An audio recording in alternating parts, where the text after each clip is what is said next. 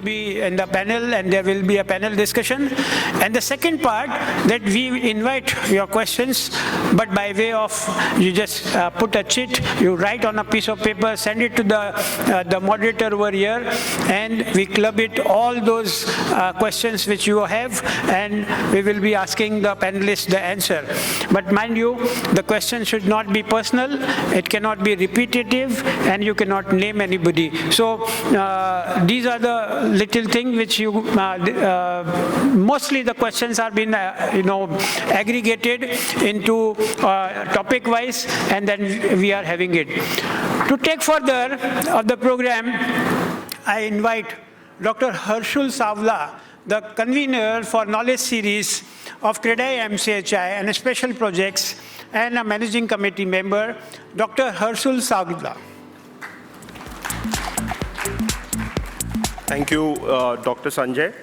Before we start the program, we would like to acknowledge our partners, the preferred elevator and escalator partner, Fujitech India, the preferred UPVC window partner, Decanic India, and the knowledge partner of environment and sustainability subject matter expert agreements with Eco Ventures Private Limited. We would especially want to thank the event partner for today, ANUKULAM.HEALTH and I.A.S manufacturers. There's a saying, let food be thy medicine and medicine be thy food. I'm sure you all have seen the pretty aesthetic healthy cart at the pre-function area that is of our event partner, ANUKULAM.HEALTH. Let me share something about ANUKULAM. ANUKULAM is a pranic food and agricultural company with Ayurvedic wisdom at its core.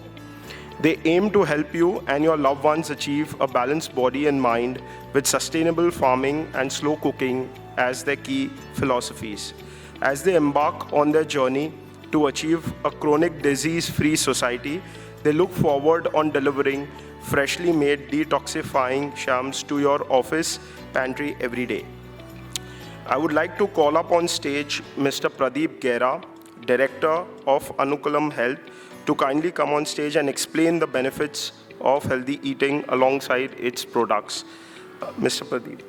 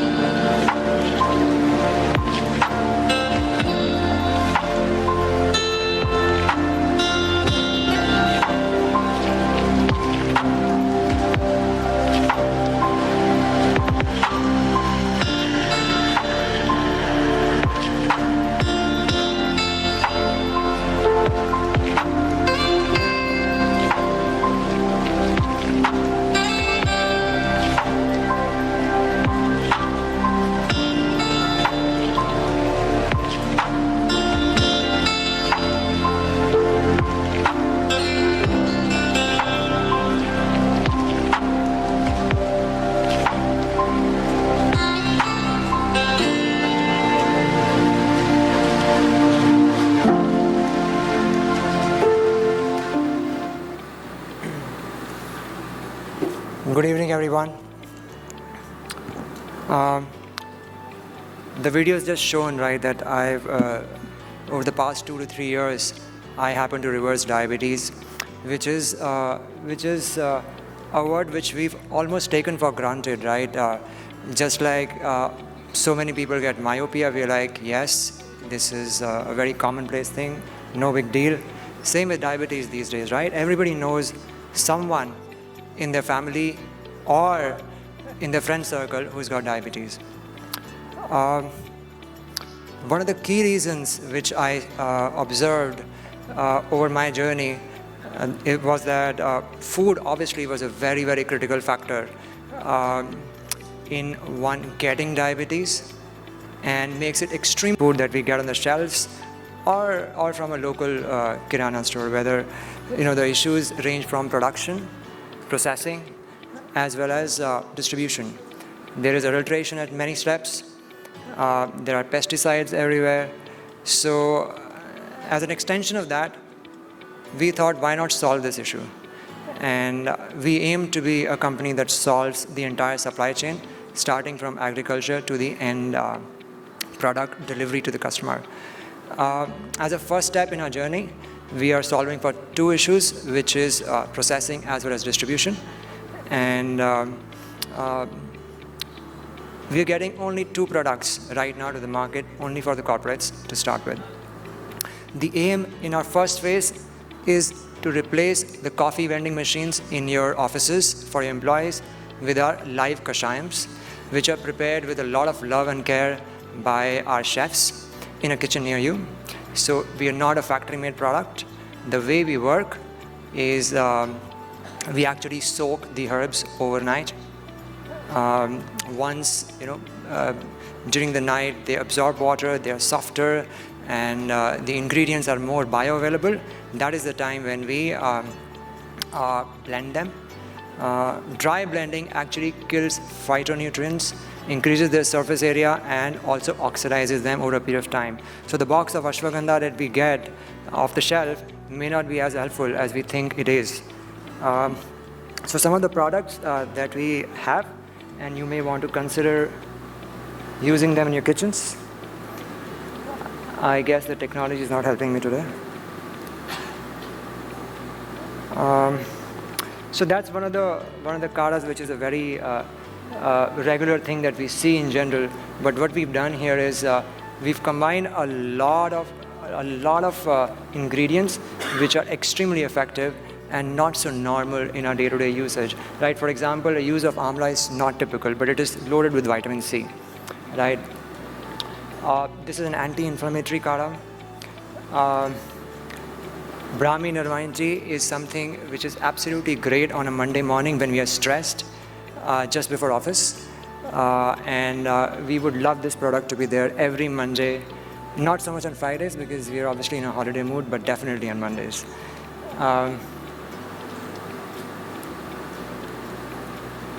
This is my favorite, right? It has to be there because I got diabetes. So anyone who's suffering from insulin resistance and issues which may not be on the face of it diabetes related, but they actually are, things like migraine, things like consistent headaches, dryness of the skin, hair fall, etc. All these are in some way or the other indicative of an impending diabetic condition. Oh, this is our favorite, another favorite which we served yesterday and will be serving today as well. This is an often ignored part of our body, liver detox, one of the most important and the largest organs of our body, and hence the liver detox kada. You look at each of the ingredients, every one of them is absolutely tremendous. We've got a doctor, Dr. Anju Chaitya, who's also here with us, so you could go ahead and ask her questions about all of our specific preparations. So we've got essentially 6 of these kadas, and similarly we've got 6 laddus. Okay, all those 6 laddus, which are part of our brand Ajoy, they are also similarly herb infused, made with either dates or honey, and each one serves a specific purpose. For example, an Ojas laddu, apart from having loads of almonds, also has gokru, which is a herb which is very well known for muscle growth. Similarly, the cashew laddu has Shankpushpi. Why is that? Because cashews are rich in magnesium. They're tremendous for nervous system health. Shankpushpi increases that benefit just that little bit. So our entire range of laddus is actually very useful for each and every, or each one of them has a very specific purpose. Our brochures are also outside, so you'll be able to see. And our website for corporate customers is corporate.anukulam.health. You could have a look at the entire range of products we've got. Thank you very much.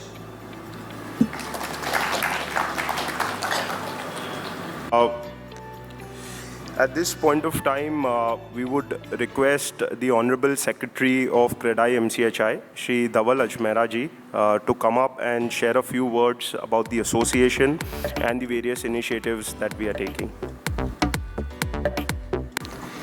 Hello and good evening, everyone. Honorable Shri Ajay Mehta ji and everybody on the dais, Parimal bhai and everyone over here. Welcome to this great session. I think it is one of the most, probably what we say that something which the end buyer who has been probably, waiting for the project which has become stalled and a solution which is coming up. I think this is the most proactive thing, probably any government organization or a developer or banker coming together looking after this. So it is a great initiative and I must congratulate everyone for this. And the only purpose of this is to see that the end buyer gets his home back, which he's been stalled. So this is a great, great initiative and thank you everyone for coming over here. I just would like to say, as CREDAI MCHI, we have been a developers association, which is more than 4 decades. We have a 1,200 plus developer family home. As an association, we just want to bring out, voice through for all the developers through the government bodies and to many various organizations which actually help all of us as buyers, as developers and as end customers to ensure that the project and the industry at large flourishes. During few of the many accolades which CREDAI MCHI has done, I think one of the most under the able leadership of Shri Ajay Mehta ji was the DCPR 2034. I think Sir has been tremendously given us, taken guidance, and he had guided all of us to ensure what we see today is a dream and a reality which has happened. Even as CREDAI MCHI, when RERA was formed with the able leadership of our, office bearers and obviously the government and everyone together, we were the first ones to see how, RERA can be implemented in the entire association and the body and all the developers together.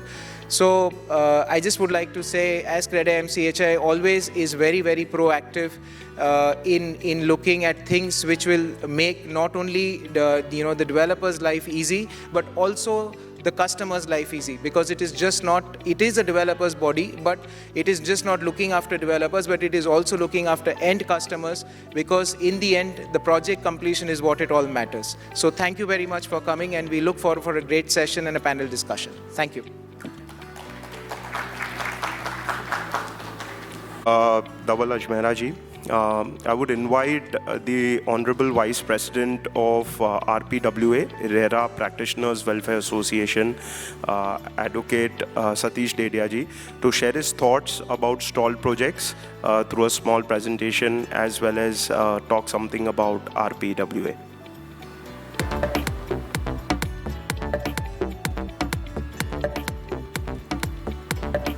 Good evening, sir. I will let you through the highlights of the subject through the PPT.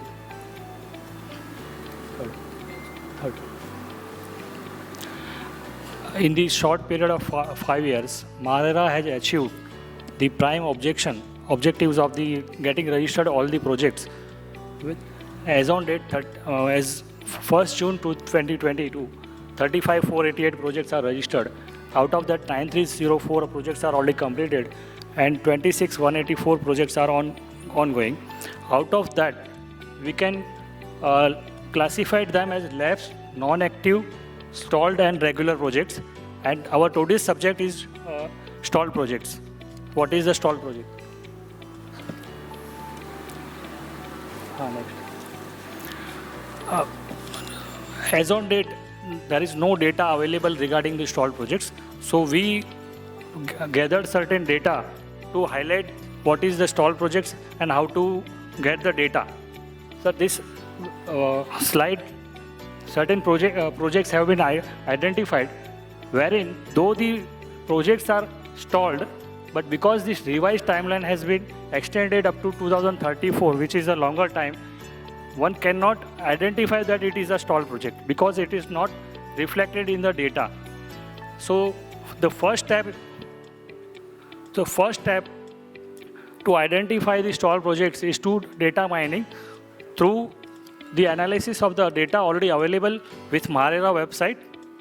And as per section 19.2, it is mandatory for every promoter to upload the details stage-wise schedule regarding the approvals, construction and compliances. On basis of that analysis, we can identify which is the stalled project. As per the RERA view, a stalled project is a project which is a registered one and where the progress of the project is not going on or stop for a long period, and the parties concerned have failed to arrive at a revival plan. To that extent, now the root causes of the stalled projects are litigations, mainly planning related issues at this initial level, faulty title that are related to the promoter side, or commencement of the contraventions, unfair practices. And secondly is the litigation with the connected parties like landowner, society and lenders, etc. Third category is the disruption caused by the various factors like the orders from the High Court or Supreme Court, changes in the policies, administrative procedures, and the unfair practices of the promoter, cost escalation, and action by the lenders. Now the effect on the entire sector is this, that the allotee confidence is getting down, credit line confidence is getting down, impact on the entire economy because it has the spillover effect, multiple litigations, gap in demand supply, and setback on special law like RERA. So,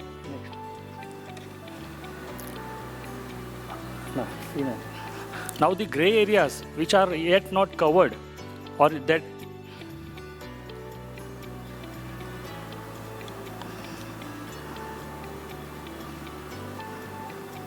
which are yet to be decided for revival of the stalled projects are: first, reliable data; number two, jurisdiction. Decision on the jurisdiction is still not clear as far as revocation and extension of the projects is concerned. There are various litigations going on at the High Court level or in arbitration. And as per the Nilkamal judgment, on revocation of the project, once the project is stalled, the entire obligation to complete the project is on MahaRERA. And for that, discretion power has been given to MahaRERA. And for that reason, under section 79 read with 89, exclusive jurisdiction is given to MahaRERA. So all the matters related to revocation, extension, suspension of the registered projects is with the MahaRERA only. And this is a grey area yet to be finally decided at the higher level, and therefore there it results into the multiple litigations as on date. Second grey area is the association requirement. For example, under section 8, first right to refusal is given to the association. But the projects where the society-owned redevelopment projects, there already exists an association of a project. So the insistence of the second association is not proper. So that is the grey area. Secondly, when the society terminates redevelopment agreement of the existing promoter and there is an unsold inventory, in that event, what will be the status of the society, whether it will be a promoter or not? If it is a promoter, then what will be its obligations? If it is not a promoter, then whether the members of society will be considered as allotee or not? And what will be the role of the flat sales purchasers in that association. That is a gray area to be decided. And another point is the resolution with the project lenders. Legal status of the rights of the new entity that may be appointed by MahaRERA as part of decisions under Section 8. The next gray area is the authorities of the planning level do not automatically change the promoter as a developer for that project. So the further approvals are getting delayed. And next is unsolved inventories. How to deal with the unsolved inventories? Because as per the Section 8 and Nilkamal judgment, once the project registration is revoked, the remaining unsolved inventories has to be kept on hold and the existing allottees cannot take exit. So that is the gray area, how to deal with the unsolved inventories so that the project can be completed. And the most important is how to recover the deficit of project cost from the erstwhile promoter of which the project registration has been revoked. So if these issues are covered, then the stalled projects can be revived with a pace. One of the important point is every promoter has a right to claim frustration. So what is the impact if the promoter claims frustration? And lastly, the impact of the revocation on the other regular projects of the same promoter. What will be its impact? So all these are the gray areas that need to be decided by the various representation and discussion. Next. Thank you very much. Thank you, Advocate Satish. That perfectly sets the tone for today's panel discussion. Lastly, I would like to request Dr. Kavita Lalchandani, Principal, KC Law College, to share a few words about this initiative and the academic guidance given.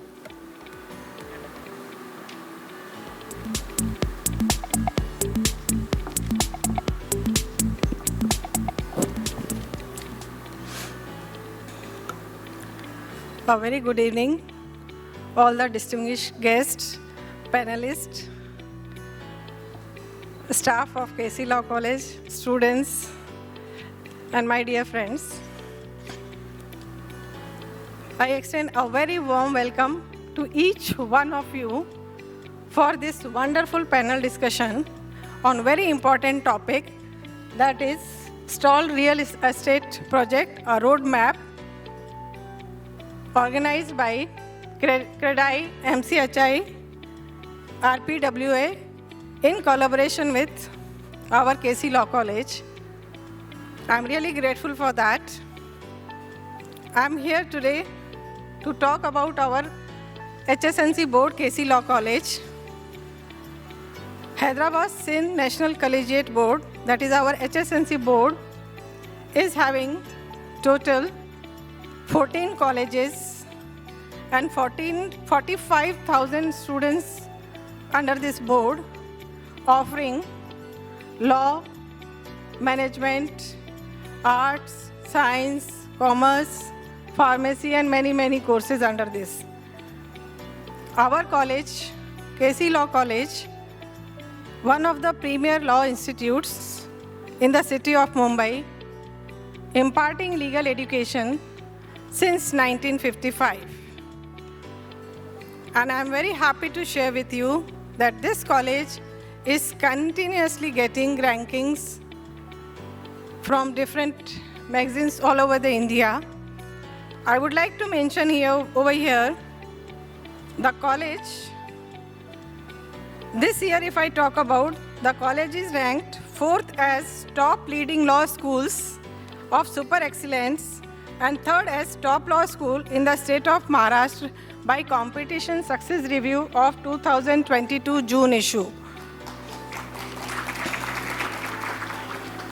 And I also feel happy to share with you that amongst total 17,000 law schools, including colleges and universities, our college has been ranked 56.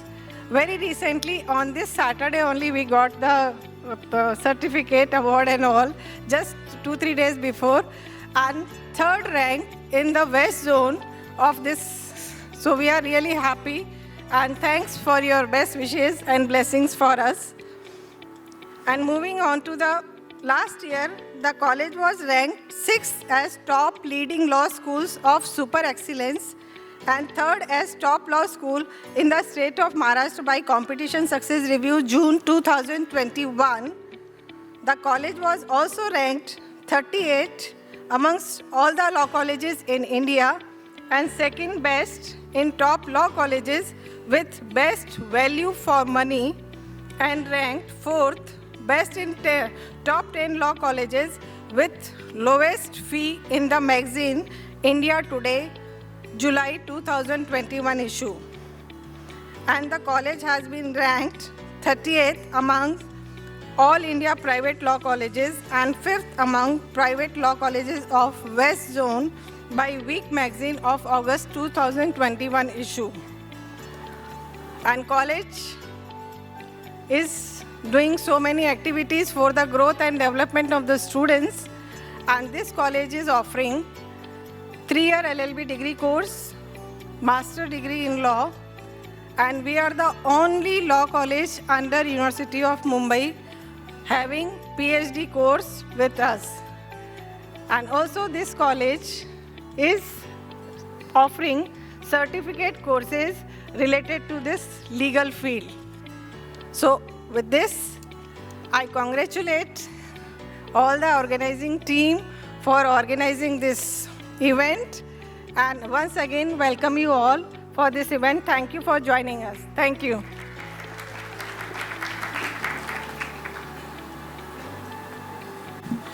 Lastly, before we start the panel discussion, I would invite the Assistant Vice President of I.A.S, our partner for the event, Shri Rathod, ma'am, to put a presentation. Thank you.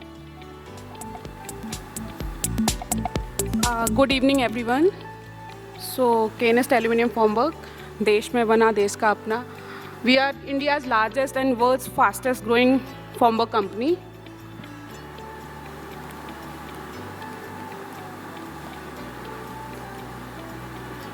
Okay. So you can see our growth.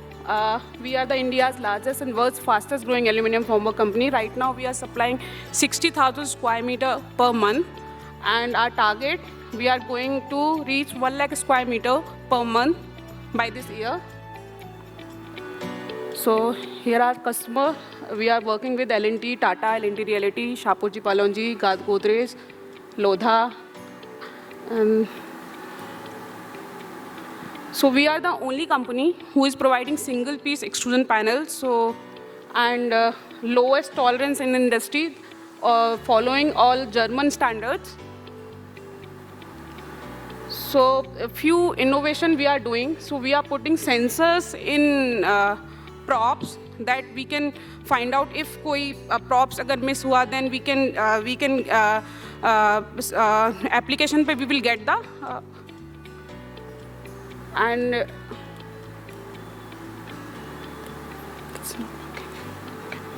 and we are putting the sensors in the panel for the proper alignments.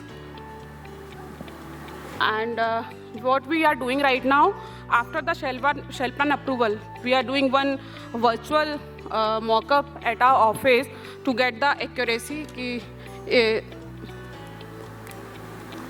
And few innovation we are doing, that we have done in aluminium formwork only. So these are few projects we have done. RK Studio and one complicated project, that is Signature Global in Gurgaon with special elevation features. And this is our target. By 2023 and 2024, we are going to reach world's largest aluminium formwork company. And by 2023, we are going to export the material in other 20 countries, and office in the market right now in Middle East, South America and South Africa. So we have the 30 robots right now in our factory. And we are using 3D plasma cutting machine.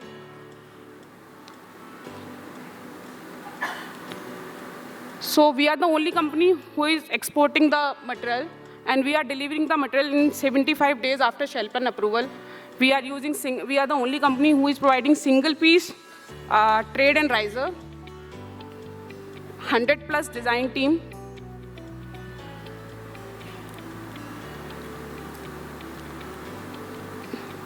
And Request Dr. Sanjay to invite the moderator and the panelist, and we could commence with the panel discussion without further ado. The wait is over, and may I invite on the dais Honorable Chairman MahaRERA, Shri Ajoy Mehta ji, sir. Senior member Dr. Vijay Satbir Singh, President CREDAI MCHI, Shri Boman Irani, Senior Advocate Shri Parimal Shroff, Architect Milind, Changani, and Mr. ROHIT GUPTA, and of course our President Ashwin Shah, our moderator today. Welcome, sir.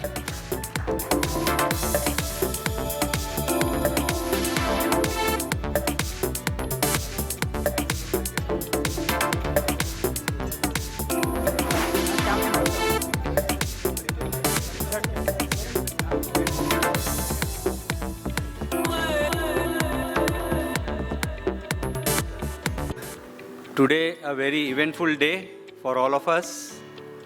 Before we start the vigorous panel discussion, let we all relax.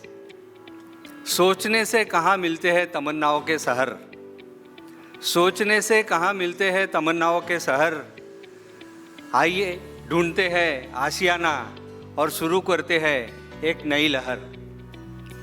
Reviving stall project, a roadmap. For this aspiring theme, we all are inspired by one Sanskrit slok. Vade vade jayate tattva siddhi. Meaning, if we want to achieve something, or if we want to enlighten ourselves, then there is only one way, one road and one path, and that is discussion and debate.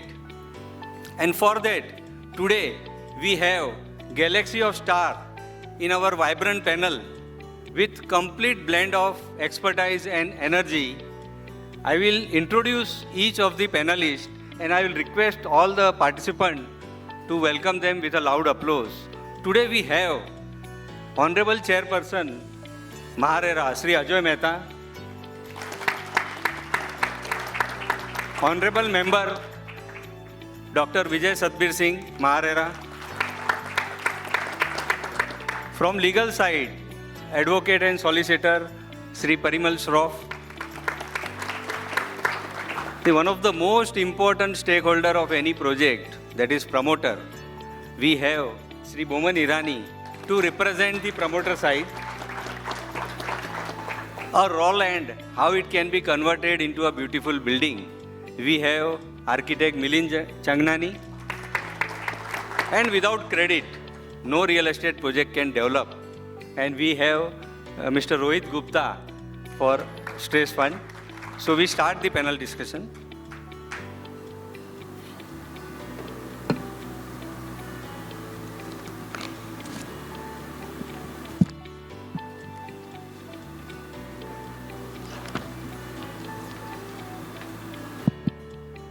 Friends, before we start the panel discussion, this is the starting point. We are setting a milestone. It is not that we are going to get a ready-made answer to all the stall project. We will be discussing many intricacies of the stall project. It is not very easy when a person comes to MahaRERA and say that, look at my project is stalled, kindly hand over this to the Association of Allotee. And then MahaRERA pass the order and the association completes the project. It is not so easy. It is not it should not be taken very lightly because there are many intricacies in this. I'll just note down some of the intricacies. One is the flow of title, how that flow of title will happen when there is a change of hand by virtue of MahaRERA order, then cash flow management. That is the most important part. When the association of allotee or the new developer comes in, how that cash flow will be managed. Moratorium relief under section 18, we will discuss this when the question comes. Secured creditor, role of the secured creditor, how to educate the association of allotee, because allottees are widespread, they are not united, they don't have awareness.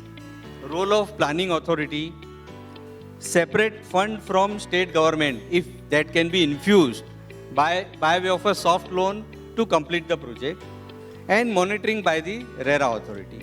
So now coming to the very first question to Chairperson Sir, Maharashtra is always a pioneer state.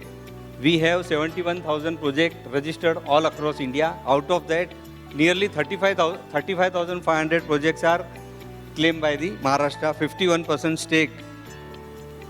So how the state government machinery is now geared up, because we have the data on the MahaRERA portal, that is some 4,500 projects are lapsed project.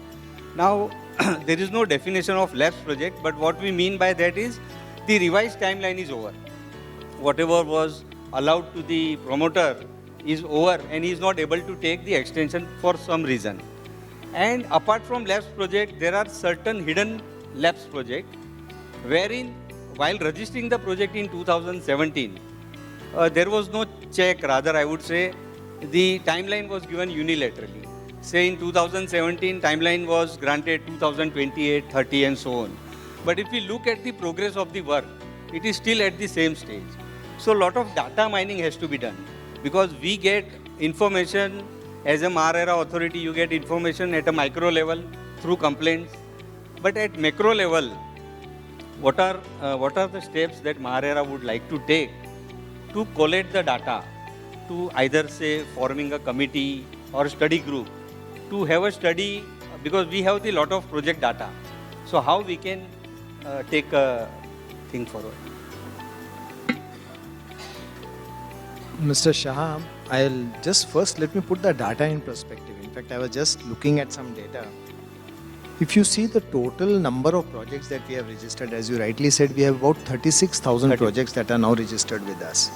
And that has about 35 lakh approximately apartments. That's a huge amount. That's registered. Of course, I'm talking all over Maharashtra. I'm not talking of Mumbai. So 36,000 projects with about 35 lakh apartments that are registered with us. And if you look at the value of this, it's about 8.69 lakh crores, which is huge. It's one of the sectors which attracts huge investment. And this is all, if you look at it, most of it is public investment.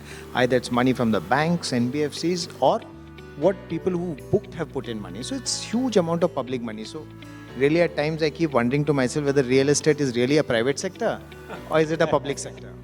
With the kind of money that is there, at times you feel it's a public sector, but there's a lot of public money, and that's why I suppose the legislators brought this act to sort of protect public money somewhere. Now, if you see the number of lapsed projects, about 4,500 projects are lapsed out of 36,000. So that comes to about 10%. I wanted to use the word hardly 10%, but this is what causes the hardest feelings. So it's about 4,500 projects are lapsed, which is about approximately 10% of the total projects are today lapsed. Just putting the data in perspective so that you know in my next round of questions, because if I answer everything now, you won't come back to me. Correct. So in my next round of questions, I'll try and tell you what we are planning and what we are thinking. Out of this 4,500 projects, we found that projects which have no booking are about 1,500. So that leaves me with about 3,000 projects that we need to look at. Okay. So where there is no booking, really, as I say, it's a public sector, public money is not there. We can take that up. Of course, there is a lot of bank money and personal money involved. We will take that up later. But as of now, today, it really doesn't worry me. I'm more worried about where people have put in their money. And that, if you see, total apartments are about 2.3 lakhs, out of which 1.28 lakhs are booked. What is not booked, again, as RERA, I'm really not worried. I'm more worried about where the apartments have been booked and people's money has got involved there. Now, if you see the money, now these are figures on that day. Of course, escalation would have taken over, price escalations are there. It's about 78,000 crores is the total cost of the project when it lapsed. And today at least 50,000 crore has been invested. So it's about 28,000 crore, but we need to sort of escalate the money with the WPI, CPI and come to what the value would be today. Overall, if you see, I'll just leave the thought with you that while the problem is complex, it has a solution which is difficult, but the problem is not very big. Yes, individual projects, there is a lot of pain in individual projects. Where is the problem? As RERA chairman, if you ask me what is my problem is that this cancer should not spread. Jo ho gaya so ho gaya. What is the future? Yes, correct. Jo ho gaya so ho gaya, we need to look at the past. But future mein ye nahi hoga, what are we going to do is something that now concerns me, disturbs me. And if people ask me what is it that disturbs you at night, is this that how do I prevent this from spreading? This malignancy should not spread. That is the main issue that I have. I'll come back to that later. But what has happened, we are now really seriously getting onto it. And in fact, I specifically asked Mr. Sanjay Deshmukh, he was additional MC in the BMC. Most of you would know him, those who have worked with BMC. So we've just appointed him today specifically for the work of labs projects, so that he get into projects one by one, because every project will have a different solution. It's like a patient. You can't have one medicine which goes for everybody. Correct. It's for one by one, you have to take the project and see what's wrong with it and what needs to be done. So we specifically appointed him, and we'll be asking him to build a team also. So we get into it one by one. I'll stop here and wait for your next question after you finish with the others. Thank you so much. At both levels, sir, macro level and micro level, we need to have the research wherever we come across the project, right? Now coming to legal question, Parimal bhai, in now section 8 gives ample power to the authority whenever the project is lapsed or revoked under section 7.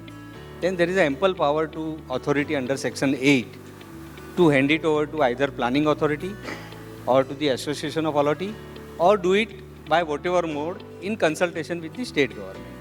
Now here, when the project gets transferred to either say association of authority or new developer or anybody, planning authority, what will happen to the unsold inventory? Because my question is, when there are unsold inventory, when there are some NOCs are to be issued to the financial institution for raising the fund, whenever there are some cancellation out of sold inventory, how to again sell it? So how the flow of title will happen? Mr. Shah, the situation is that this is the problem which I believe since 2016 we are trying to grapple with. The Haryana RERA Authority and UP RERA Authority, they ventured into registered and unregistered project for the purpose of becoming proactive in doing it. There the promoter cooperated with this entire reconciliation method, where even the allottees came forward and they wanted to contribute the money, and they offered.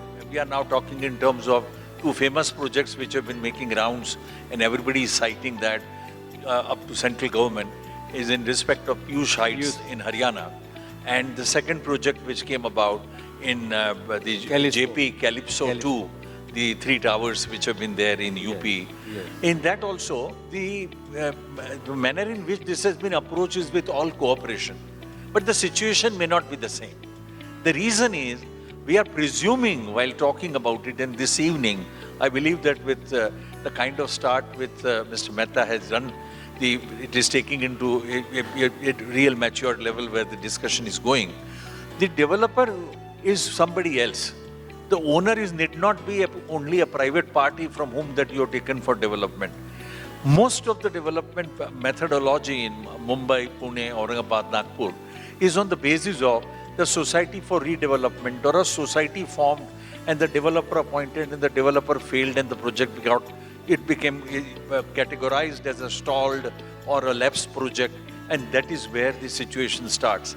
Now there is a Bombay High Court judgment which has come, which I believe is a judgment which is going to be, will have to be dealt with, because the judgment is practically confirmed up to the Supreme Court in a case of Vaidehi Cooperative matter in DN Nagar, in which, in short, the Bombay High Court held that once the developer has become a defaulter and he is not ready and willing to perform his part of the story, he goes out.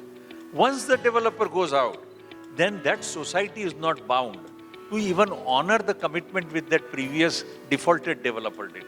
And therefore, the new developer will be able to say goodbye, good luck to everybody who is claiming to the previous developer. That's where the story stops. Your question is, what happens to the unsold inventory? Now, unsold inventory could be with that society, could be with the owner, could be with another entity, and now the developer has gone out. Now, who deals with it? And what is the RERA's authority to start dealing with that or giving people NOC or to, this will have to be considered. And for that, and I would take this as an opportunity with Mr. Mehta around, I'm rather emboldened to say, we require to have the regulations in place for the purpose of once and for all considering this situation. Any regulation you make will be challenged. Any regulation you will make, even in Rajasthan, the situation about whether the SARFAESI will prevail, RERA will prevail, mortgage will prevail, previous mortgage will prevail, who will be bound, who will hear, all this went up to the Supreme Court, and in February 2002 the matter is now resolved that the RERA has a power to consider about all subsequent mortgages which have taken place after 2016. So we will have to, we'll require a proper regulations in place about this. Today, emboldened by these two projects of Piyush Heights as well as the Calypso matter, that we are thinking that NOC can be given by MahaRERA or RERA, and that will be final and binding. It can be challenged, it will be taken up, creditors will step in, previous buyers will come in, unwilling buyers will also challenge that. This particular, I would say that controversy is going to continue. But let there be a regulation in place. Yes. Let there be a appropriate authority must step in, and also the MahaRERA will have to step forward and create a complete network of this regulation. Then it can be taken up, and then who will give the NOC and what will be the legal binding effect of that, that will be tested and seen. But it will have to come from MahaRERA and nobody else, because otherwise this is going to be a round robin which will not end anywhere. Correct. But sir, is it not that under Section 8, whenever the order is passed by the MahaRERA for handing over the project to say X developer or Y developer, that order itself is a vesting order, which is by operation of law? Because if I read Section 8, it gives ample power. Like I'll just read, upon lapse of registration or on revocation of registration, authority may consult appropriate government to take such action as it may deem fit. Such action as it may deem fit, including carrying out of remaining development work by competent authority or by association authority or in any other manner as may be determined by the authority. So I feel ample powers are given to MahaRERA. So is it not by operation of law, by that vesting order, the title will get flow? Or undoubtedly, the way you are reading Section 8 is a correct way of reading it. There is a power vested with the MahaRERA to do.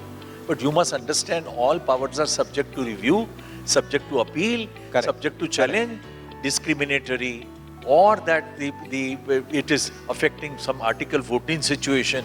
There will be many issues which will arise. So there is no clear area right now. There is no, I would say, that clarity that MahaRERA's power will be beyond any challenge or it cannot be taken up. In the past, when the project lapsed and the MahaRERA had given certain powers, appellate authority has reversed those particular lapsing. Even deregistration of the developer has been set aside by the appellate authority. So there is no, in that sense, there is no finality, and the law does not provide in clear terms that once it is MahaRERA has decided this and assigned the matter for the purpose of development, even to the association of allottees, that will be final, binding, conclusive, irrevocable. That situation is not there. But we will have to take a plunge to see what happens further. And to have its legal test made out and to have the finality to the whole thing. Your suggestion is that let there be some regulation, some guideline. Guideline is a must. I believe that it's overdue. It's overdue now. This requires, and I'm rather beseeching, I'm requesting Mr. Mehta to take in his hand as one of his priority on agenda. This regulation will have to be formed, which will determine as to, and I don't want to rather grab more time. This regulation will determine as to what happens to rival claims, what happens to, because the persons standing in a queue are supposed to be the creditors, financial institutions, previous buyers. willing allottees, unwilling allottees, allottees seeking about the interest and compensation, allottees using that right which was given in good faith, that you can ask for tenement as well as you can ask for interest and compensation. Now this duality, the developer is gone and dead. You are still seeking his cooperation for saying, give me NOC, so the corporation doesn't come forward.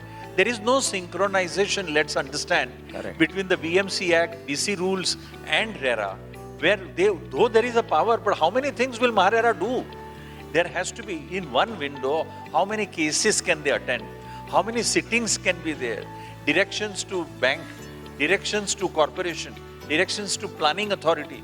All that if MahaRERA does, it will become a single window authority which is going to do everything else. So we always ask for it, but we are imagining and expecting too many things out of MahaRERA.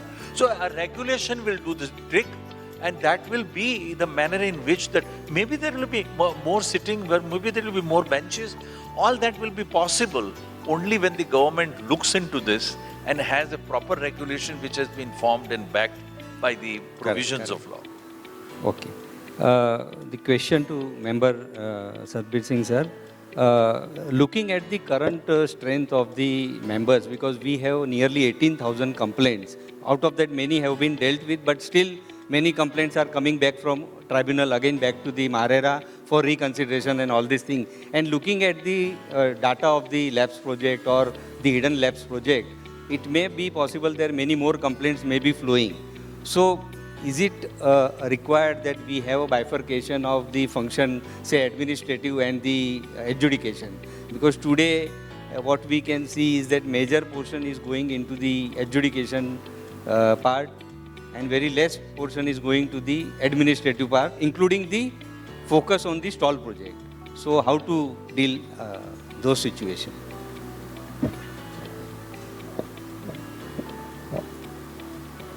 Thank you so much for your question.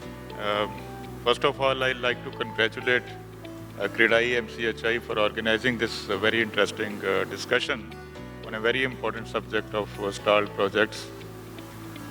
I would like to say that already there is a provision under RERA to have, authority composed of the chairperson and 2 members. That's the minimum requirement. We can increase the number of members. Apart from that, we also have another mechanism, alternative dispute resolution mechanism, in the form of conciliation forum. Conciliation. We are having more than 40 benches of the conciliation forum, and an effort is made to bring together the disputing parties on one platform and make efforts for an amicable settlement of the dispute. In fact, we observed in the very beginning of our litigations that more than 40 to 50% of the disputes can be resolved amicably in case we make sincere efforts. So keeping that in view, we had this mechanism in place, and there is a provision under RERA. So we are having more than 40 benches of conciliation forum, where I think we are now regularly sending cases. The first hearing is basically to ask the parties whether they want to move before conciliation forum or they want the case to be listed for regular hearing. And we find out that more than 30 to 40% of the complaints are being referred to the conciliation forum benches. And they are also in a time-bound manner. The hearings are conducted and the matters get disposed of. So that is one mechanism which we have in place, and it's very successful. Other states are also, trying to follow our example. And in fact, in many states, they've already established conciliation forum benches like we are having in Maharashtra. So I think we should make full use of conciliation forum. And as far as the stalled projects are concerned, now it also depends why the reasons behind the failure of the project, why the project got stalled. Now in many projects you find that project gets stalled because of the lack of funds. In a large number of cases, you find due to different reasons. Either the funds were misappropriated, siphoned off, or because of the other reasons, the material became, more expensive, supply chain, like we found during COVID period also. The supply chain got disrupted, or maybe many other reasons. The permissions were not taken on time or got delayed. So depending upon the reason behind the failure of a project, we will have to take appropriate action. It's not only the issue of having more number of members or having more workforce, but also to take appropriate action depending upon the cause of the failure of a project. But as sir like has the suggested, government of India is having a special fund for as stress. sir has suggested, we can have a focused functional area to look after the stalled project or lapse project. Yeah, the second issue That- which you that have can raised be- is yeah, that can be done. that there are two parts. One is regulatory part, which we are having. We register the projects and we then monitor the compliances of the projects which get registered. The other one is quasi-judicial function. So your question is that a lot of time is spent on the quasi-judicial activities. I agree with that. We are spending more time because of the number of complaints, but now the things are much better in control. The number of complaints is also coming down. And because of alternative dispute resolution mechanism which we are having in place, we are able to take care of a large number of complaints in that way. Secondly, of course, we do focus on regulatory functions, and we are now strengthening this part of our, functions. We are going to have, we are going to make several changes in the way we monitor the registered projects. Yeah, thank you, sir. See, friends, in the last 5 years, since the RERA was introduced in 2017, if we can analyze this period of 5 years, it was somewhere unreasonable period because many extraordinary events took place. Say, for example, demonetization in November 2016, which has a lasting impact till March 2018. And then we have some political election in the state of Maharashtra, and then COVID situation, and then again Ukraine war and all these things. So all this has affected the purchasing power of the people. So today the scenario is like this because of this uncertainty of stall project and all these things.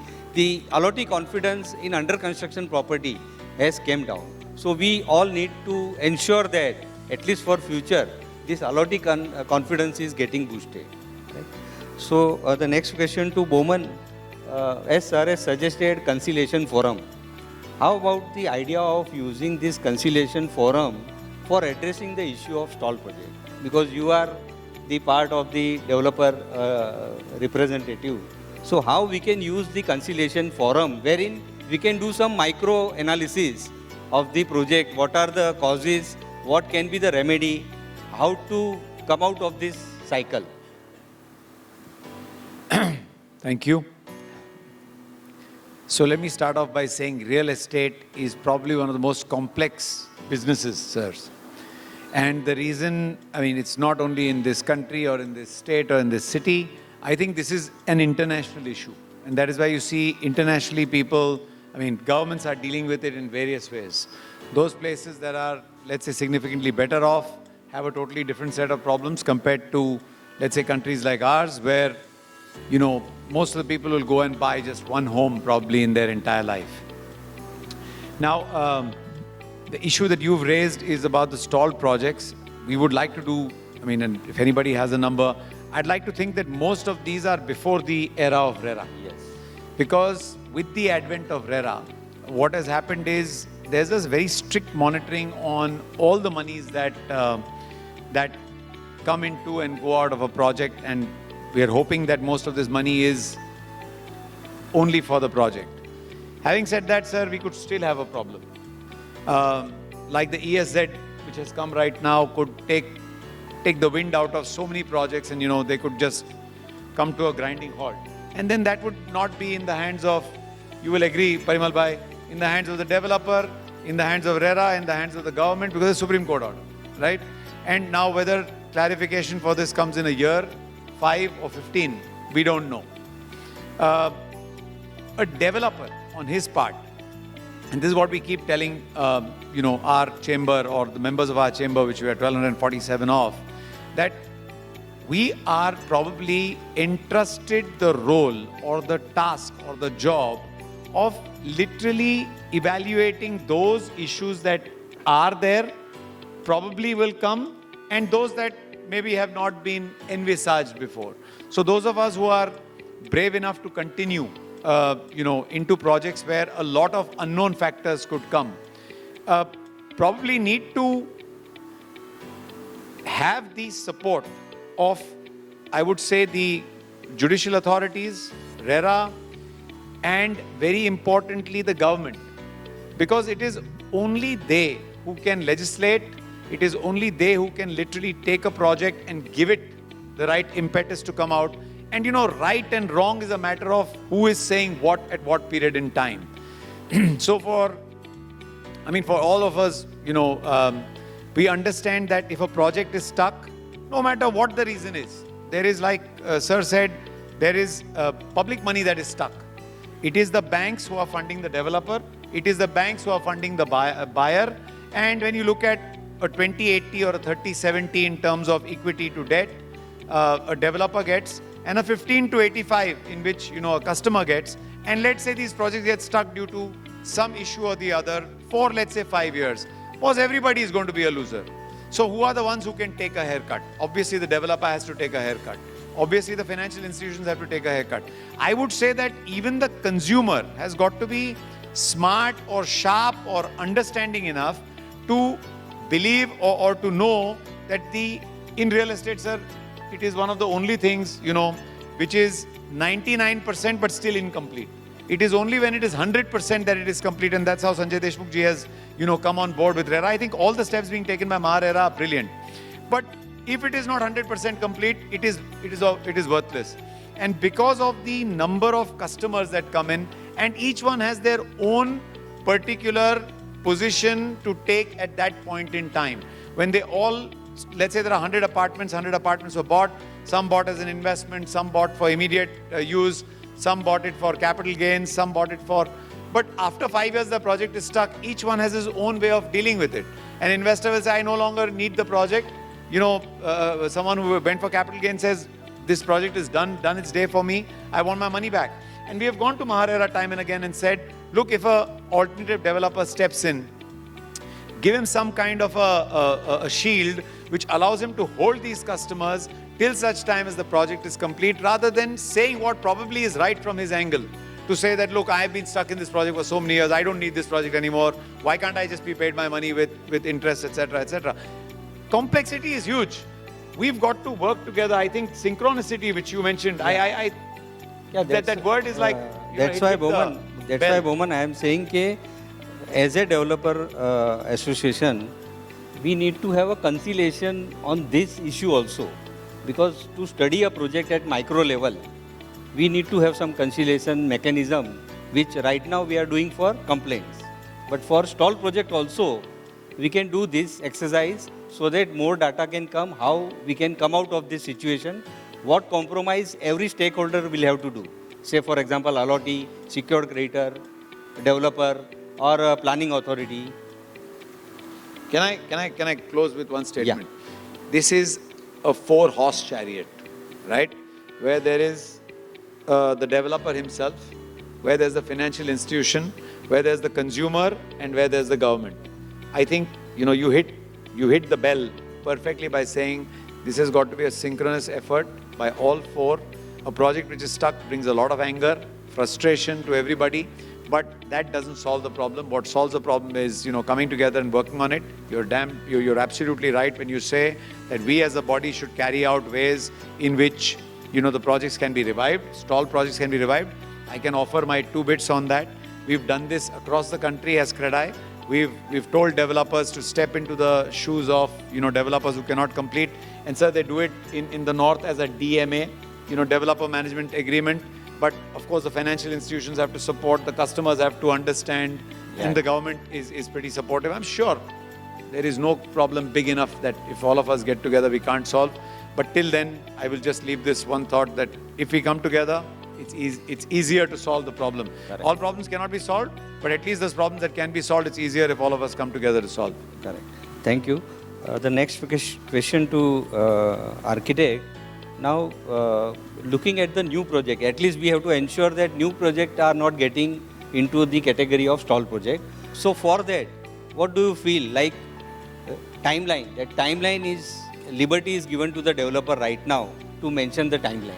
Say for example, a 15-storied building can be completed in 3 years, 3.5 years, 20-storied may take 4 years, and so on. So I think architect and engineer are the best person to judge the reasonable timeline to complete the project, right? So now currently the allotment letter what has been brought by the MahaRERA also mentions the timeline to be given to the allottee. So if developer defaults in that timeline, or would you suggest that on the date of registration itself, the form number 1, that is architect certificate, should also contain the ideal timeline to complete? Hi, good evening everyone. So rightly pointed out, say the timelines for a particular project technically can be, for a 15-story building can be probably 2 years, 3 years. But there are a lot of other factors which need buffering. Sometimes the project may be large scale, there are environmental approvals involved, there are various other factors, financial planning involved. So for a fresh project, I think if somebody is mentioning say 10 years for a project, I think the buyer is smart, he goes to the MahaRERA website, he sees that it's got an unlimited time frame, I think the guy does not have financial planning. So let's not invest out here. But let's concentrate on the people as to who are doing genuine timelines and taking it further. Now, here, sir was just mentioning about the stall projects and the an authority being, a resolution panel probably being created. I think the Form 30 that we just created, where we are asking the developer to give tentative timelines for various stages. I think that's very important. Yeah. That can actually be interpolated with the rest of the data. And we just need an algorithm where it auto-detects the variation and from your actual deadline to the individual deadline, and whether when he uploads the quarterly updates, if he's not reached that deadline, probably within a 3 months or a 6 months time frame, there is a marker left, and the software automatically sends note to both this resolution panel and the developer. Okay, please give an explanation. And rather than waiting for the entire Titanic ship to dip, and we wait for the cancerous stage that we want to resolve this stall project only at the end of the resolution. We need to create stress markers 1, 2, 3, 4. And in between, if we are able to, under Section 35, RERA has the authority to call for those guys, allottees, as well as the developer, and inquire by what is happening with you. So these we don't want too much manpower to be lost by just finding to interpolate which are getting stalled. But linking these two data, I just realized that if you just have an algorithm and with a marker set, you can know which projects are being stalled beyond a certain deadline. And those guys need to explain genuinely, and if there is happening repetitively, I think it needs to be stopped in between rather than waiting for a complete downfall. And even developers need to understand that if you wait for the sinkhole to go as bottom as you can, I think very difficult to come back up.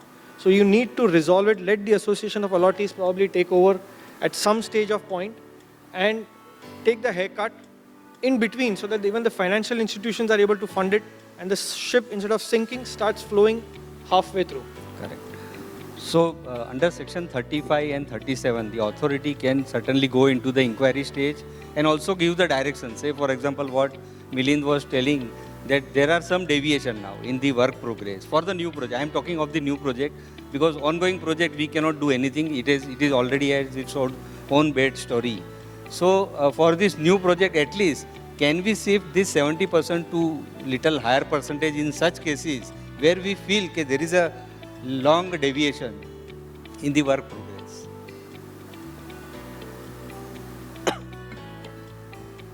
Ashwin, I'll avoid this question by giving a different answer.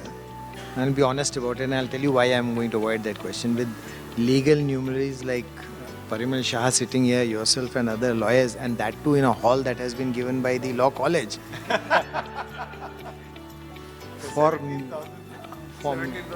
For me to speak on legal issues, so we've been taught in service 36 years of bureaucracy, we've been taught that it's better to nod and look wise rather than open your mouth and look stupid.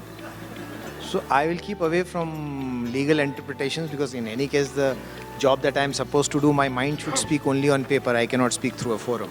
So my mind speaks only through the paper, right or wrong, that's up to you to challenge, amend, appeal. So I'll avoid that. Thank you, sir. But I will come to a very relevant question that you are saying is future. Where is the future? Yes. And I think from this platform with developers here, lawyers here, everybody, let me tell you where is RERA headed to and what we've already started. What you will see in the next 6 months, you should see RERA 2 coming in a big way. Number one that we are doing is intelligent IT enablement. IT enablement is not that till yesterday I was writing in a register, today I type into a computer. For me, that is not IT. You've just taken away a register and given him a keyboard. That is not information technology. That's not IT. Only when you have an intelligent IT enablement that you have really become IT enabled, as I say. Now, in that, what we are doing is we are now creating an ERP solution. Finally, RERA needs an ERP solution. From the time a project is registered, to when he seeks an extension, to when he wants a change of promoter or whatever, to the point where a litigation arises, to the point where the litigation is heard, adjourned, and finally an order comes and that order gets appealed. So that's an end-to-end thing that happens in RERA. Today we are looking at it as individual silos. Yes. That's not making sense. At least it doesn't make sense to me. So first thing that we've done is we've started negotiating with vendors that this whole thing needs to be integrated. The minute a project is born, that is when the project registration number comes in, from there onwards, I need to IT enable the thing and I need the system to throw up the red flags. That's one. So that work has already started. I'm given to believe that it will take about 6 to 8 months, but we should have a very up-to-date IT system in about up and running in the next 6 to 8 months. That's one. Second, I'm a firm believer that litigation can be avoided provided your regulatory oversight is strong. Correct. If your regulatory oversight is weak, there is bound to be litigation. And the whole role of the regulator's role is not one of protecting. We are not protective in nature. We are balancers in nature. We are negotiators. If you ask me, I'm supposed to negotiate the best terms for both the parties. That's the developer and the buyer. I'm not a protector. The minute I take on the mantle of protecting the buyer, yes, that's one of the priorities that we have, but I really cannot take on that mantle because then the industry will die. So I've looked at power sector very closely. I worked for 10 years in the power sector, which had one of the first very strong regulators, the Regulatory Commission for the Power Sector. So that's what we were taught there, that I just cannot look at the buyer of power. Of course, he is there in a monopoly sector, but definitely the seller of power also needs to be protected. Otherwise, tomorrow none of us will have power. So it's very clear in that. So that is the second thing that we are looking at, that regulatory oversight has to become very strong. Now, there are two things that we are looking at regulatory oversight. First, when you come for register, and I give you a registration number, can I put my hand on my heart and say, yes, idhar mein flat le lo? The candid answer today is a question mark. Let's be honest. If RERA gives a number, then we should be able to say, come what may, we will see that we have given a number and at the end of it, what you get is going to be what you wanted. Yeah. It's like egg mark. When egg mark says this is this wool mark or gold standard. So when, I don't know what is the name of the person who certifies gold? Hallmark. Hallmark, correct. So when Hallmark says this is 99% pure gold, it is 99% pure. It just cannot be anything else. It's very clear. So we need, as a certifying agency, when I give a certificate, I must be very, very sure about what I am giving to. That's one. Second thing, along the line, we need to monitor the project. Today, when the project, as Mr. Changani very rightly said, when the Titanic sinks, then we realize, oh, the Titanic has sunk. Correct. But there are red flags along the line. Now, when I see last project, I find for the last 2 years, 3 years, these people have not even filed their returns. The next question is, if they didn't file the returns, what did we do? Correct. Now, we are coming up very strongly once this IT enablement takes place. We'll be very, very clear who's filing his returns and who's not filing his returns. And once you file your returns, are your returns matching? You have an architect certificate or an engineer certificate which says 50% काम हो गया है, but इधर से 60% पैसा निकल गया. We need a question to be asked. Why? And stop him there itself. The third, real estate, unlike knowledge workers, is something that is visible on the ground. So that's one of the things I was telling Sanjay Deshmukh today. We also need to create a team wherein on sample basis, we'll see your account. When you say 60% खर्च हुआ, I need to send a guy down the line and say, अरे देख के तो project में 60% खर्च हुआ, वो है भी कि नहीं है कि 60% बता रहा उधर है कुछ भी नहीं. All certificates are managed. So somewhere, somebody has to go on the ground and see and come back and tell us, value the project and say, yes sir, the 3 floors are there, this is what the money he has spent. Yes. So regulatory oversight is going to come up in a big way. So these are the things that we are looking at in the future. And the last issue which I always keep saying, that transparency is the key to anything. That is the key to the whole, the secret of regulation. Because I firmly believe that the buyer is the best person to take a decision, provided there is information symmetry. Availability. The minute information symmetry is there, the information that I have as a developer is the same information that he has, then he makes the right decision. To say that, no, I am still a better decision maker, sorry, he is putting in his money, I am not putting my money. So when he is putting in his money, he will be much more careful, much more prudent and much more logical in his decision than I would be, provided I gave him the information. So our thinking now in RERA is, we are not going to tell you do this, don't do that. We are telling you, a lot of developers came to me saying कि ये allotment letter जो आपने बनाया है ये तो बड़ा मुश्किल हो गया. ये कैसे, how can you cast all projects in that development letter? I said, who asked you to cast it in that allotment letter? No, you don't want to do it, don't do it. Then what is the solution? We are telling you, give a deviation sheet. Yes.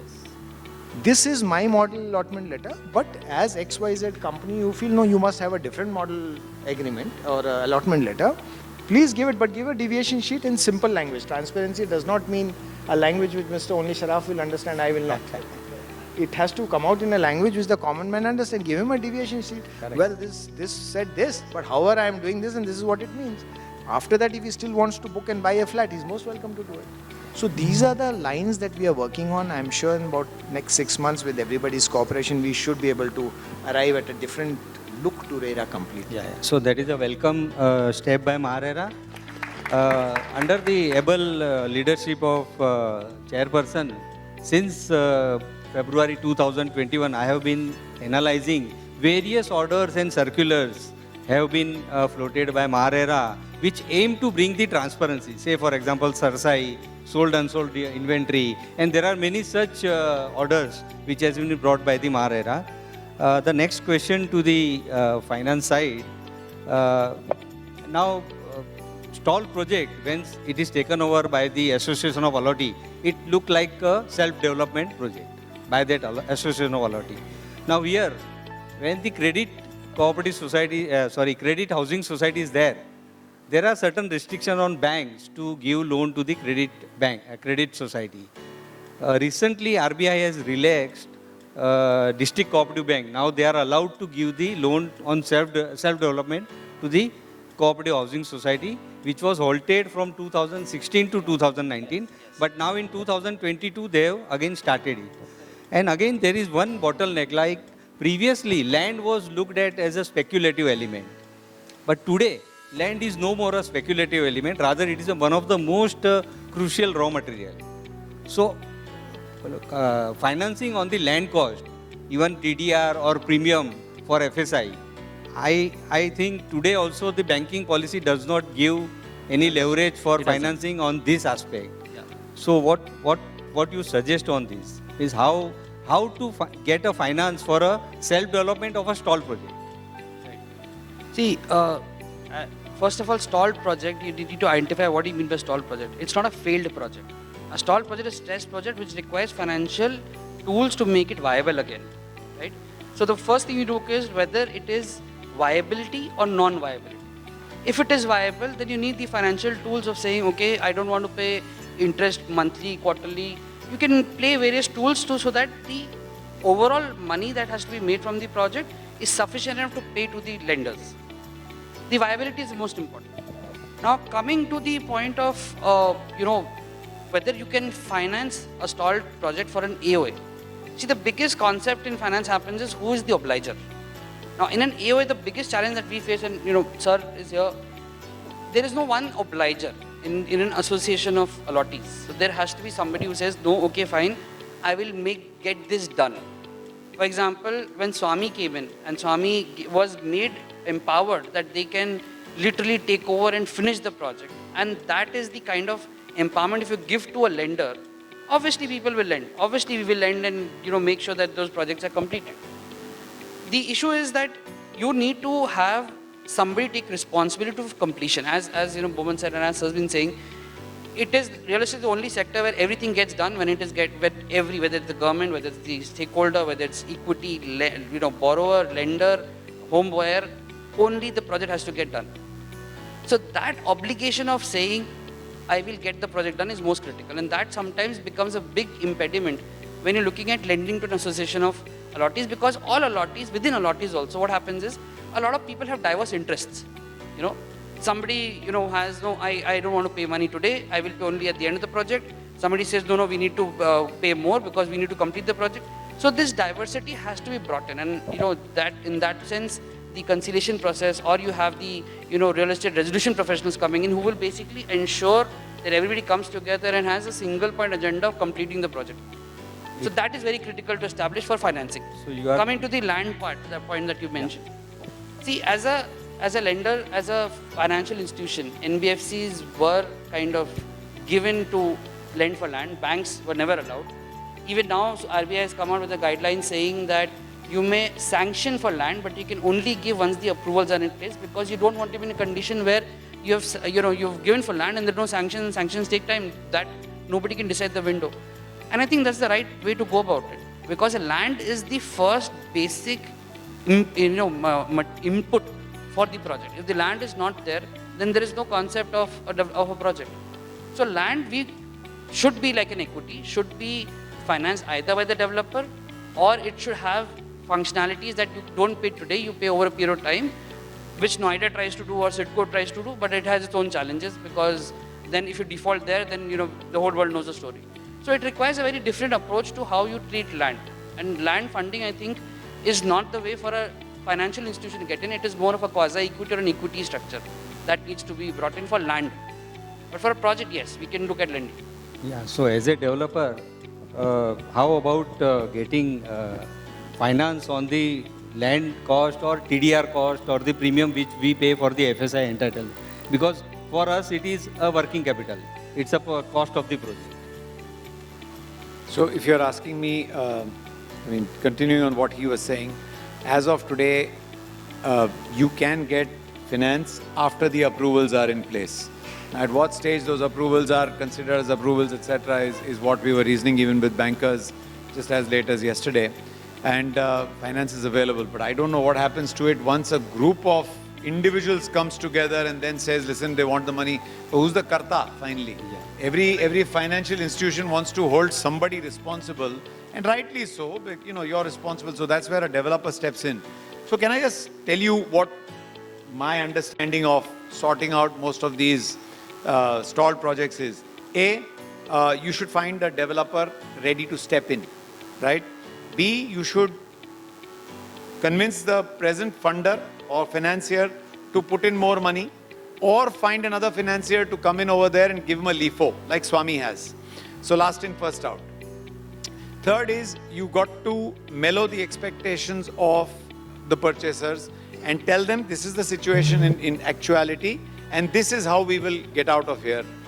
And lastly, if the government can participate in that, so let's say there are premiums, etc., that can be back-ended or whatever, and if RERA can then, issue those necessary directions, I think most of these stall projects will come out. And a big fillip, sir, was given to all the stall projects that I can speak of, at least in the city portion, by just the government giving a 50% premium reduction. And you see the number of projects that are taken off, because they had become unviable for lots of reasons.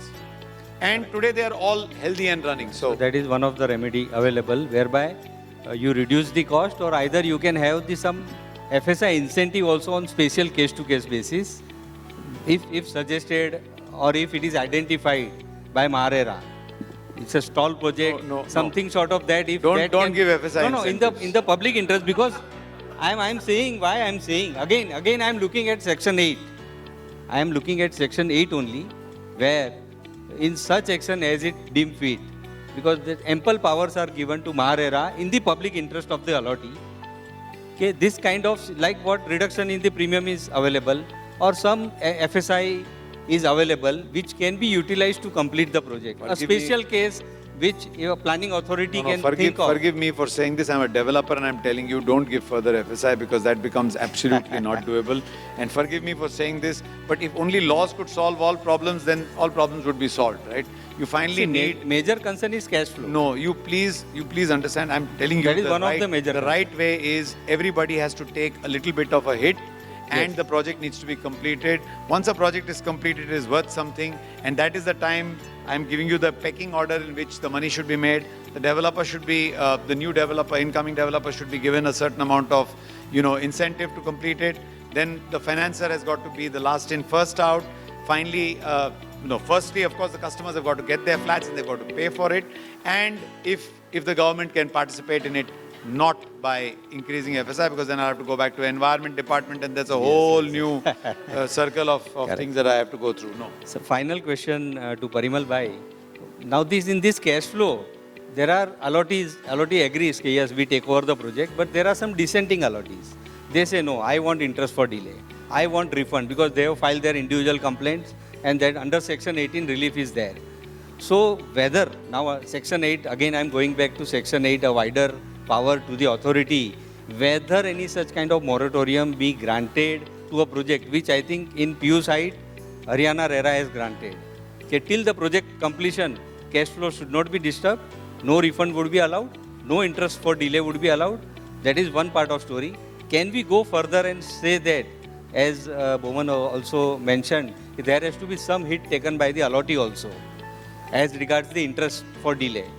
I'm going to go in little detail, because to make this panel discussion meaningful, we'll have to understand, take it as some sort of a model question here, and consider that if in a given stalled project, if the developer has failed and he is supposed to be so to say a retired developer now, he is not respected, he is not even trusted, and he has to go out because he is the cause of a problem. He is unable to carry his burden. Now, therefore, somebody else has to step in. Now, the law provides that if there is a new developer coming in, he takes along with the liability of the old developer. That is a provision of law. Nobody can discharge him from that obligation. Now, I'll take one by one. Assume that the allottees have got a claim for the purpose of, I want premises also. Why not? But I want also the interest and the compensation. Now that you will have to go to the previous failed developer or who is in the wings, go to him, nobody stops you. There is no moratorium, because if you give that benefit to the outgoing retired developer, then the industry is going to ask you a question that what fault has been done by the new guy?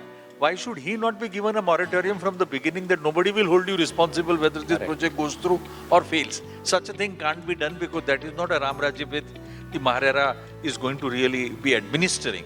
So the issue is, so far as the claim, let us take it one by one. If there are some disgruntled or a discontent is there with the allottees, if they want to claim the interest or a compensation, pursue your remedy. No moratorium, MahaRERA is not going to step into that. A project can be categorized. There are small projects in which everybody is coming together for the purpose of bringing to an end, and what we talked about, that 98% is also incomplete and 50% is also incomplete. 2% also makes incomplete, stalled, lapse, all that category. So if there is supposed to be a small project in which people can come together, put their head together, maybe the promoter who had failed also can be given a chance, because MahaRERA gives that under section 7 and 8, because in every situation where they have crossed the timeline, it does not mean that the registration goes away. They may be given an opportunity, association of persons may take it over with the help of a promoter, where the Haryana model can be also used, that you bring people together, the purchaser takes a hit and he is agreeing to pay some increase. So far as the financial institutions are concerned, in safety of their money, they will also take some haircut. So far as the association of person is concerned, they will form a registration, a registered body that will be trusted. They will have a bank account. This is the first requirement, otherwise nothing will move. There will be an escrow open in which these monies will go in. The contractor either independently is appointed or the previous developer steps in any work, because the size of the project, ticket size is small. It is possible to be completed. RERA oversees that without becoming a developer. Powers are there under the law for RERA to take over and to complete. But RERA can't perform that, and it's not going to do that. And we all should pray that it should never do it, because otherwise this agency will be having people lining up there before their office opens. That why did you do this and why did you not do that? They have no expertise there. So that will not be done. This is a small size project which will successfully take off, and the stall project, the next panel discussion will be that they are, with the intervention of RERA and with the regulation in place, the categorize small projects with small, I am talking about not 50, 75, 100 and 150 township type of projects that we are talking about, that nobody has a capacity and a ability to carry on, and for that we require a different mechanism altogether. Now once this is done, I believe we are through. There is no issue about it. Now let us not protect the man from the interest liability under 18.18.1.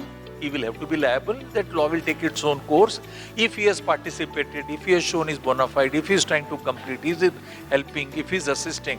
And I am encouraged, and I am rather little thrilled to know that in case of UP RERA, they even called in the meeting, they said that there will be the meeting by the planning committee which has been appointed for the stall project, in which electricity board has been asked, because the biggest problem in UP and Noida is there is no power. They said for these towers you kindly provide power. What is the problem? They came up with a report and said that installed capacity is enough to take care of this tower. There is no new capacity or new cabling which is required, or substation. All that came about. Police has been called for that particular meeting also, to give law and order situation taken care of. I believe that this kind of a one-to-one meeting, I'm so happy that I'm sharing a platform. At 8 o'clock in the night, the chairman of RERA is sitting here to listen. I would say that this is possible. There has been labs project certificates given, there have been actions given, 35,000 project. There is only, we have got a 9,000 in place. There is 25,000 is still in air. We do not know what stage of stalling or the likely lapsing that they are on.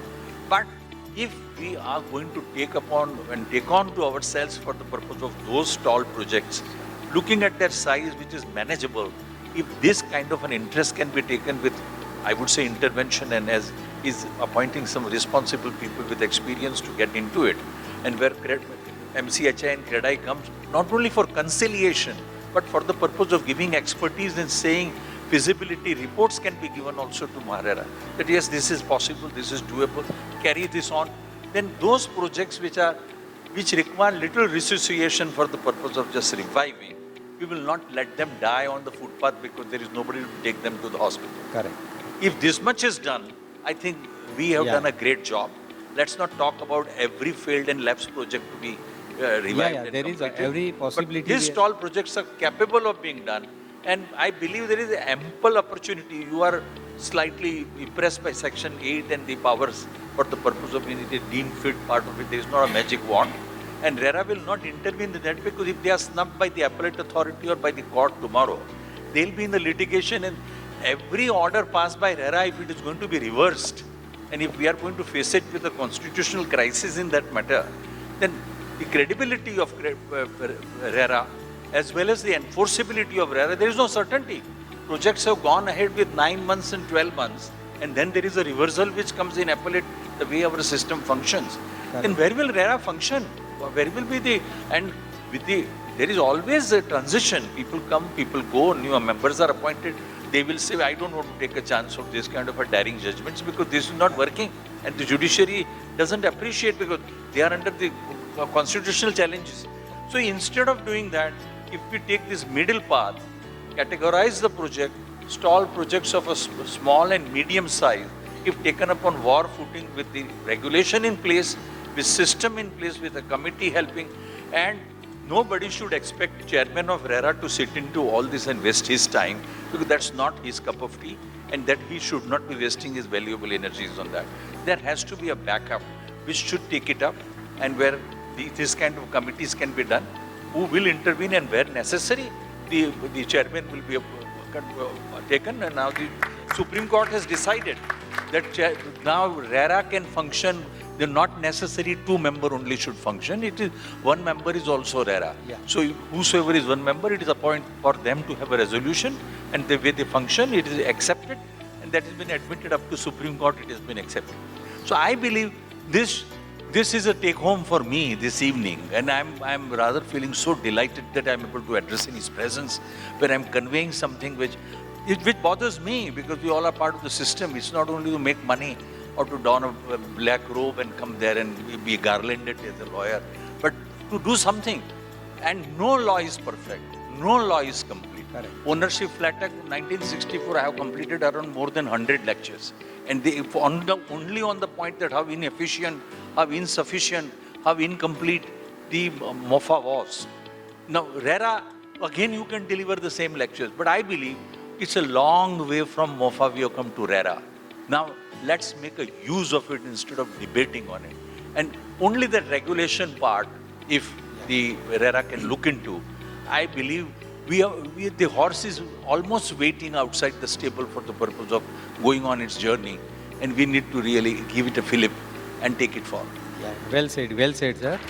So we need a detailed guideline and regulation to deal with various aspects of the labs project or stall project, and wherein all the stakeholders will think, will deliberate, will discuss, and will ensure that how that stall project is converted into dream reality, because that would be the win-win situation for everyone. Now with this, we will take up the questions of the audience. Ashwin.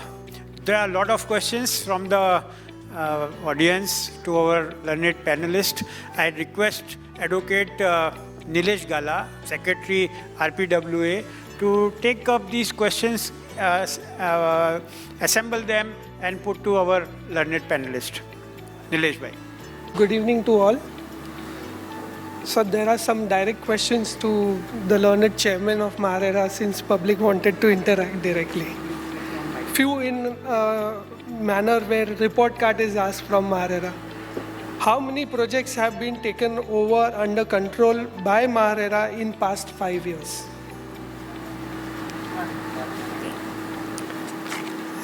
So I'll request you to use the mic.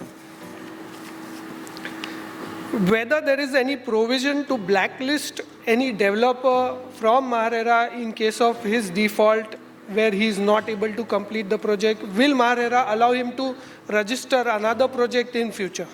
Nilesh, I'll avoid all legal questions where I'm supposed to apply a judicious mind and come out with a written order. Those questions I'll avoid. Understand my predicament. Those things, it's better for me to avoid to speak in public. Sir, from today's meeting, will MahaRERA form a separate bench to take up the issue of stall project and appoint experts in their panel? See, all I can say today is that from this meeting, in fact, we just appointed Mr. Sanjay Deshmukh today itself. This is the first day that he is here. So we started the process of creating a vertical. In a system, you need to create a vertical. So we started the process of creating a vertical which will handle stall projects exclusively. So there's a vertical which handles registration. There's a vertical that will handle regulatory oversight. There's a vertical that handles adjudication. So there will be a vertical now that will handle exclusively this thing.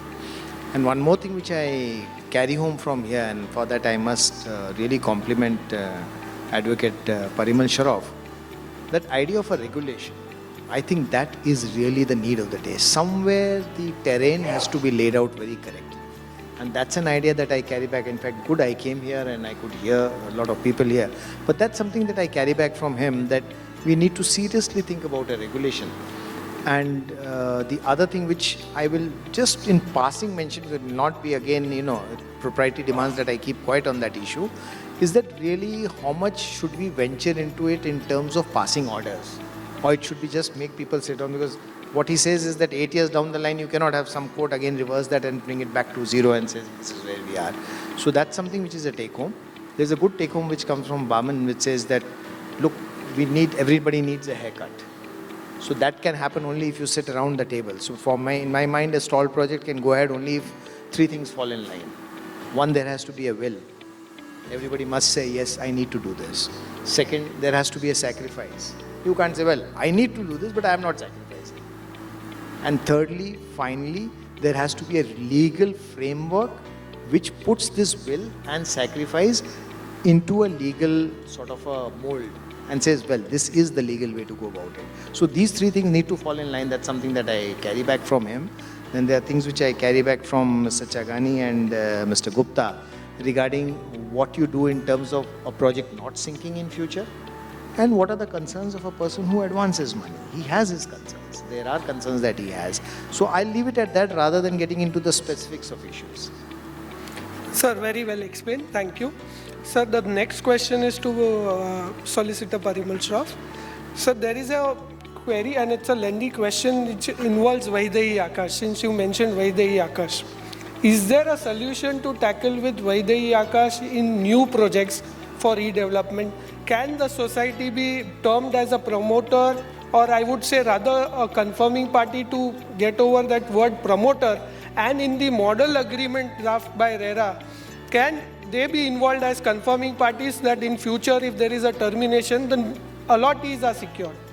The solution to Vaidehi Akash is that if a developer goes out, he has prematurely died, or he has bowed out, or he is thrown out, but he consents to it because he is unable to do anything, whether it's a registered project or otherwise. Once he goes out, now the new developer is coming in. If the outgoing developer is cooperating, and if the society decides to honor the commitment of the previous buyers, then in that event there is a solution. But if there is supposed to be 30, 40, 50 buyers of the previous developer who has gone out along with it, and the High Court has said that shut the door on them, they are not in position to come back to the society and say that you may have thrown out the developer, but you kindly give me my flat. Vaidehi Akash says no. Matter went to the appeal court. Appeal court rejected that application. On that basis that the Vaidehi Akash development went about. And that has become order of the day. Day in and day out, Bombay High Court is throwing out specific performance cases by the buyers of a previous developer on the basis of Vaidehi Akash. So now, if society becomes a confirming party, it's not enough. Society has to also respect and accept those original buyers. Alternately, if there are few and far between purchasers from the previous developer, and if they stay out, I mean, with all sympathies for them, if they are allowed to go and seek their remedy against the previous developer, and rest of the things fall in line, and the new dawn takes place, and the society engages new developer, and the project goes on, then that's the end of the story. Vaidehi Akash protects it because the previous buyers won't be able to stop the developer. And actually, Vaidehi Akash has been also in some of the judgments of RERA have been accepted. And they, at one stage, gave some relief to a party, which has been reversed. So now I believe it is a very even situation has taken place. Vaidehi Akash holds the field today. And if that is so, that is so. We'll try to take each of these questions. If we are not able to, our association will get in touch with each of you all to answer these questions. My next question to the learned member, Dr. Vijay Satbir Singh, is, can a project be transferred apart from Section 15 by virtue of law and order passed by MahaRERA? Well, Section 15 says that both the developers, previous developer and the new developer, they should agree. Apart from Section 15, sir, can MahaRERA by an order passed by MahaRERA under RERA Act, can the project be transferred? Then of course you have to go to Section 7.3 direction. So there is a provision and a developer can approach MahaRERA for changing without getting into the obligations of Section 15. Correct. Sir, there is one more question. Next question is to Boman, sir. Are you taking our exam or it's... Sir, there are a lot of allottees here who've come here to seek answers from the bench today, the panel. Boman, sir, the next question is whether MCHI, CREDAI will be part of the brainstorming and panel for future course of action towards these stall projects. Short answer is yes. I mean, we are having this session today also as you know, promoted or rather pushed on by us, initiated by us. So yes, we are 1,247 members, all willing to continually work in the interest of development itself. Thank you so much. The other questions will be taken up by the association lately. Now,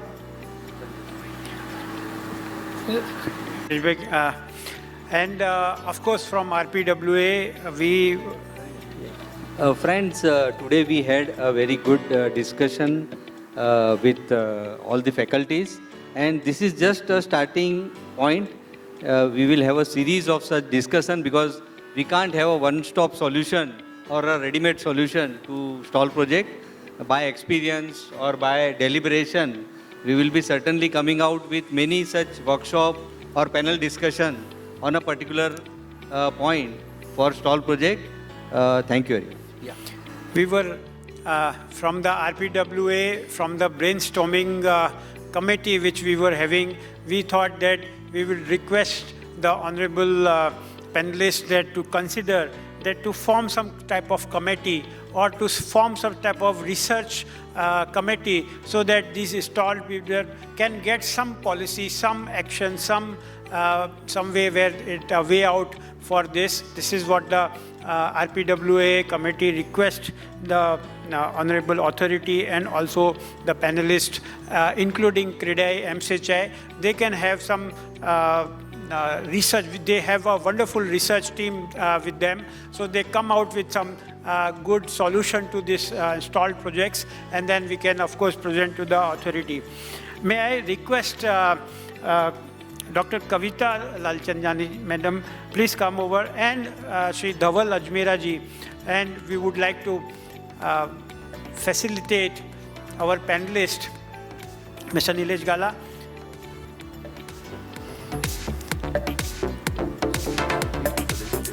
Yes. Would like to request, felicitate the Honorable Chairman, MahaRERA, Shri Ajoy Mehta ji. Please. Ladies and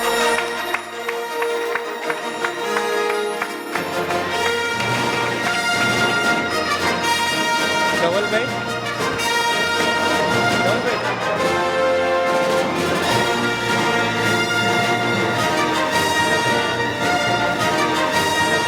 The next, Dr. Vijay Satbir Singh ji. We are glad, sir, that you made it.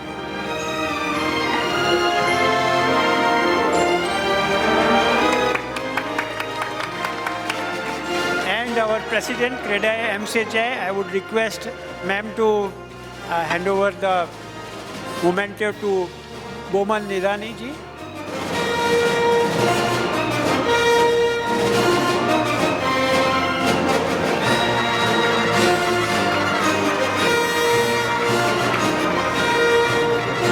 Senior advocate, Shri Parimal Shroff ji, and we are so glad, sir, that you,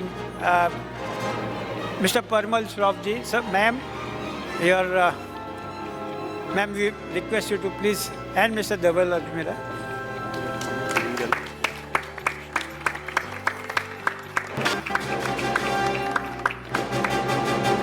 I would request Rajesh Prajapati and Naman Bhai Shah and Satish Dedia to please come over. I would request ma'am to remain on our dais. And request to felicitate architect Milind Changani. Sir, please. Please, Satish Bhai. Please.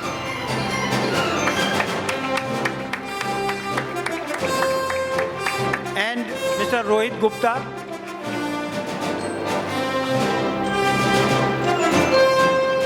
Dr. Kavita Lalchandani.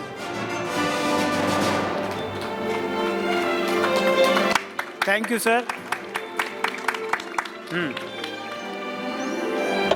And our own principal, KC College, Dr.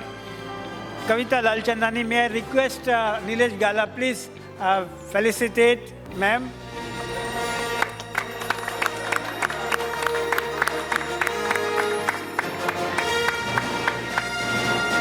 would also request Rajesh ji and Naman bhai to felicitate our president and the moderator today, Shri Ashwin bhai Shah.